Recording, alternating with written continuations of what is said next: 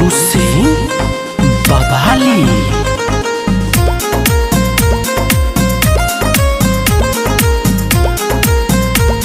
Music by राज बाबू।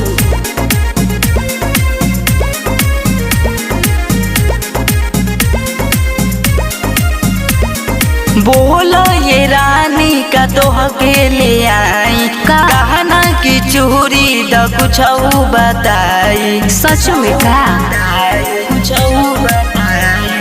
बोलो ये रानी का तोह के ले आई गहना की चोरी द कुछ बताई। सब हम लिख ली ही बोला बारी बारी हो कह बारी बारी। हाँ तो सुनी ना राजा तोहारा से कहस तोहर प्यारी। राजा तोहारा से कहस तोहर प्यारी। धोके आजा रे ले गाड़ी ले ले आई एगो नया साड़ी। धोके आजा रे लगाड़ी ले ले आई एगो नया साड़ी। धोके आजा रे लगाड़ी ले ले आई एगो नया साड़ी।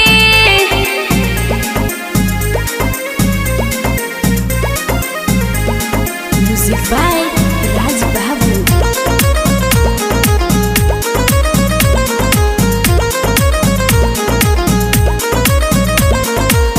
काजरा टिकुली बिंदिया कानवा के बाली। हाँ। औरो लिया दी बोला लाल उठ लाली। अच्छा ए हो जाने हो तू जहान हो पूरा कहरेला सारा यारमान हो।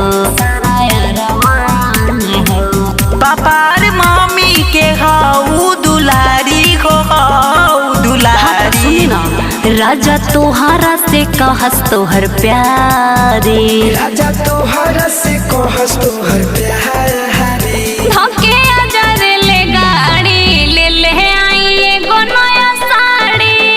धोके आजा रे लगाड़ी ले ले आई एगो नया साड़ी। धोके आजा रे लगाड़ी ले ले आई एगो नया साड़ी।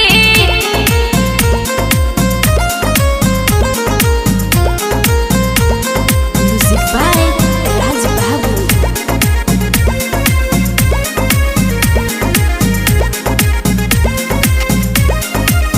सच बिटी रात अब मन के मनाला। कैसे? औरो खूबसूरत लगबू मेकअप लगाला।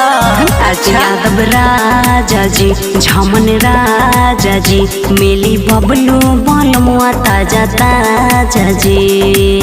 खोल दिया गेट जब आई दुआरी हो आई दुआरी।